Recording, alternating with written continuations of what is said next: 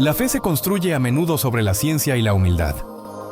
En la Venezuela del siglo XIX, en un pequeño pueblo andino, nacería el hombre que encapsularía esta verdad, José Gregorio Hernández Cisneros. Su historia no es la de un militar o un político, sino la de un médico cuya devoción al prójimo se convirtió en un faro nacional. Nacido el 26 de octubre de 1864, en Iznotú, un rincón de Trujillo, fue el mayor de 6 hermanos. Su madre, Josefa Antonia Cisneros, fue la primera brújula moral, inculcándole la piedad y el amor por el estudio. Su padre, Benigno Hernández, fue un comerciante de visión. Desde niño, José Gregorio demostró una curiosidad insaciable. Lejos de las grandes ciudades, su mundo era el conocimiento que podía extraer de los pocos libros disponibles. No era un niño de juegos triviales, sino de reflexión precoz. Su destino, marcado por la promesa que hizo a su madre de servir, lo llevaría lejos de su tierra natal. Cuando su madre fallece en 1872, el vacío que deja sella el compromiso de José Gregorio. A los 13 años emprende el viaje hacia Caracas. Una travesía monumental en aquella época, cruzando montañas y llanuras, movido por una única ambición: obtener la educación que Iznotú no podía ofrecerle. Llega a la capital con una beca del gobierno para estudiar en el prestigioso Colegio Villegas. Es en Caracas, la ciudad donde dejaría su legado final, donde el muchacho de los Andes se transformaría en el estudiante brillante y metódico que definiría una era. Su mente, ordenada y brillante, encontraría su cauce definitivo en la medicina, una disciplina donde la ciencia y el humanismo convergerían. En 1888, José Gregorio se gradúa de la Universidad Central de Venezuela con el título de doctor en medicina. Pero para él, el conocimiento impartido en el país era insuficiente. Tenía la visión clara de que Venezuela merecía estar a la par de las potencias científicas europeas. Fue el presidente Juan Pablo Rojas Paul quien reconoció su genio y le otorgó una beca para especializarse en Europa. Era un billete a la vanguardia científica. En 1889 parte hacia París, la capital científica y cultural del mundo. Su misión no era solo aprender, sino absorber la modernidad. En el laboratorio de histología de Matías Duval, en el prestigioso Instituto Pasteur, se sumerge en el estudio de la microscopía y la bacteriología, campos prácticamente desconocidos en Venezuela. José Gregorio no solo aprende, compra personalmente equipos, libros y conocimientos. Su beca se convierte en un catálogo de la ciencia que traería consigo.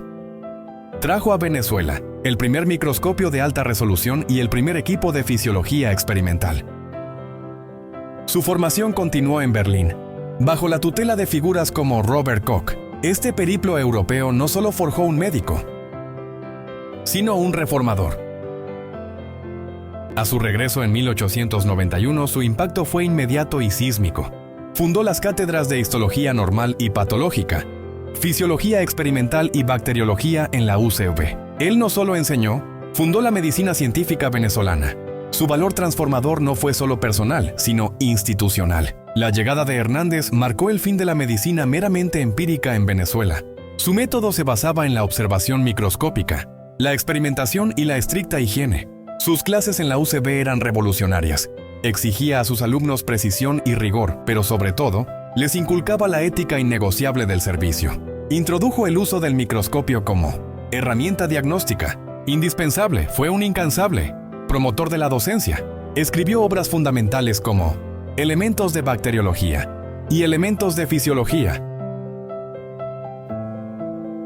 Su visión reformista se extendió más allá de las aulas.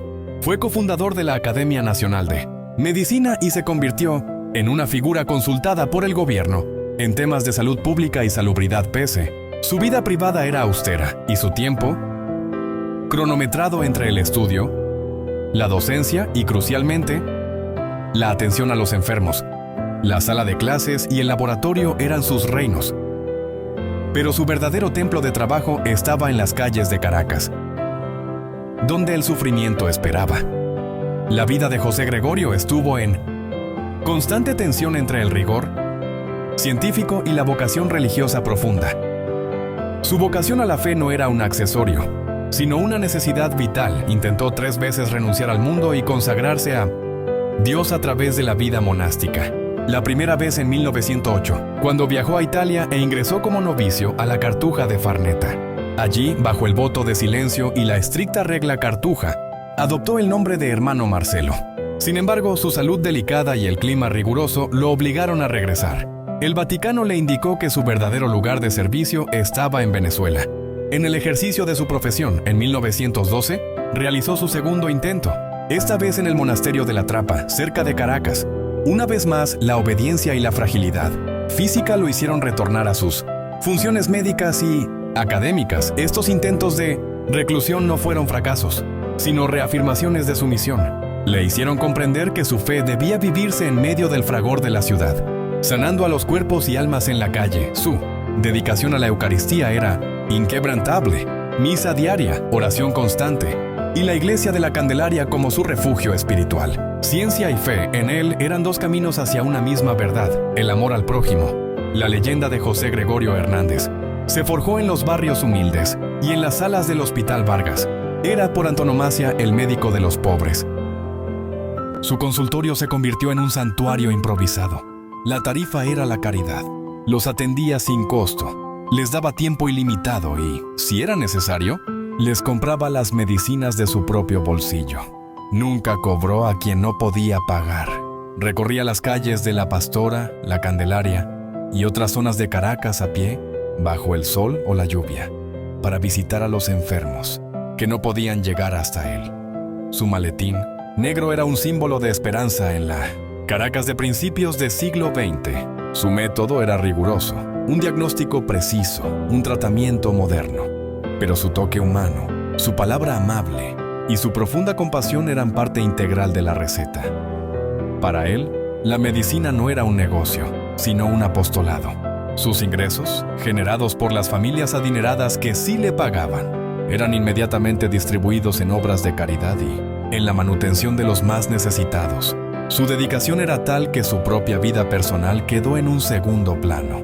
Su único compromiso era con su ciencia y con el servicio que profesaba. El conocimiento científico de Hernández fue puesto a prueba durante una de las crisis sanitarias más grandes de la historia, la epidemia de la gripe española de 1918. Caracas, como el resto del mundo, fue golpeada brutalmente. La falta de recursos, el hacinamiento y la ausencia de tratamientos efectivos hicieron de la ciudad un campo de batalla. José Gregorio se lanzó a la calle. Su conocimiento en bacteriología y su rigor en la higiene fueron fundamentales. Trabajó incansablemente, sin descanso, atendiendo día y noche a los enfermos que se contaban por miles. No solo trató a los pacientes, sino que educó a la población sobre medidas sanitarias básicas, la importancia del aislamiento, el uso de desinfectantes y la ventilación. Su servicio durante la pandemia reafirmó su leyenda. Arriesgó su propia vida diariamente, cumpliendo con el juramento hipocrático hasta sus últimas consecuencias, siempre confiando su protección a su fe. Inquebrantable, esta etapa de su vida resume su vocación. Un hombre de ciencia al servicio del dolor, poniendo el microscopio y la plegaria al servicio de la humanidad en su hora más oscura. A pesar de su fama y su brillantez, José Gregorio Hernández vivió una vida de profunda sencillez y austeridad. Su hogar era modesto, su guardarropa simple. Nunca buscó honores ni reconocimientos públicos y a menudo rechazaba invitaciones sociales para dedicar más tiempo al estudio o a la oración. Sus compañeros de trabajo y estudiantes atestiguaban su humildad radical. Nunca alardeó de sus conocimientos europeos ni de su posición en la universidad. Para él, el único título de valor era el de servidor. Fue un amante de la música.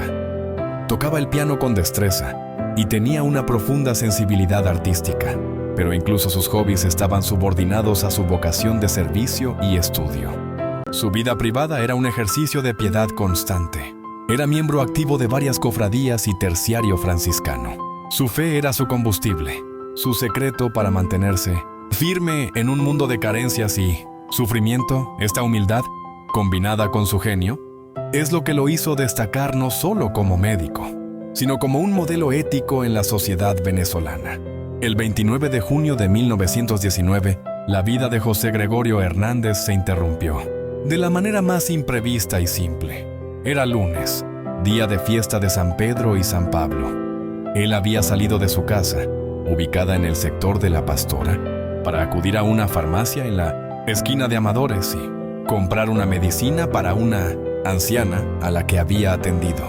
Cruzaba la Avenida Sur, actualmente Avenida Oeste 3, cuando fue impactado por el único vehículo de la marca Hudson que existía en Caracas, conducido por el joven Fernando Bustamante. El golpe fue seco. El doctor Hernández cayó, golpeándose la cabeza contra el borde de la acera. La hemorragia cerebral fue fatal. Murió pocas horas después en el Hospital Vargas, el mismo lugar donde había salvado incontables vidas. La noticia de su muerte sumió a Caracas en un duelo colectivo. El entierro fue una manifestación espontánea de dolor popular. La gente de los barrios, sus pobres, se apropiaron del féretro y lo llevaron a hombros hasta el Linares, Cementerio General del Sur. La ciudad no lloraba a un científico, sino a un santo que había vivido y muerto en la calle al servicio de ellos. La santidad de José Gregorio Hernández no fue declarada por la Iglesia inicialmente, sino por el pueblo venezolano inmediatamente. Después de su muerte, comenzaron a atribuírsele milagros y curaciones que iban más allá de la explicación médica. Los cuadros con su imagen, las estampitas y las placas votivas se multiplicaron en cada hogar y cada esquina. Se convirtió en el médico de los pobres en la eternidad, el intercesor al que se recurría cuando la ciencia no podía más. El fervor popular fue tan grande que la Iglesia Católica se vio obligada a iniciar el proceso de beatificación. Sus restos fueron trasladados desde el Cementerio General del Sur a la Iglesia de la Candelaria, que se convirtió en un centro de peregrinación nacional, un lugar donde su maletín y sus pertenencias se exhiben como reliquias de una vida dedicada al servicio. Su figura trasciende lo religioso. Es un ícono de la identidad venezolana, un hombre de inteligencia superior que eligió la humildad. El proceso de canonización fue largo y complejo, reflejando el rigor que el Vaticano exige para declarar la santidad. Pasó por las etapas de siervo de Dios, venerable, y finalmente, la beatificación. El milagro que culminó el proceso fue la curación de Yaxuri Solórzano, una niña que había recibido un impacto de bala en la cabeza. Su inexplicable recuperación fue validada por el Vaticano como obra de la intercesión de Hernández. El 30 de abril de 2021, José Gregorio Hernández fue finalmente declarado beato. Fue un evento de júbilo nacional. Hoy, el beato José Gregorio Hernández sigue siendo la esperanza de Venezuela. Su legado es un recordatorio de que la verdadera grandeza se encuentra en el servicio desinteresado, en el uso de la ciencia con conciencia y en la combinación de la inteligencia con una fe profunda. Su vida, terminada en un instante en la calle caraqueña, sigue siendo una lección de humildad y de inquebrantable amor por el prójimo.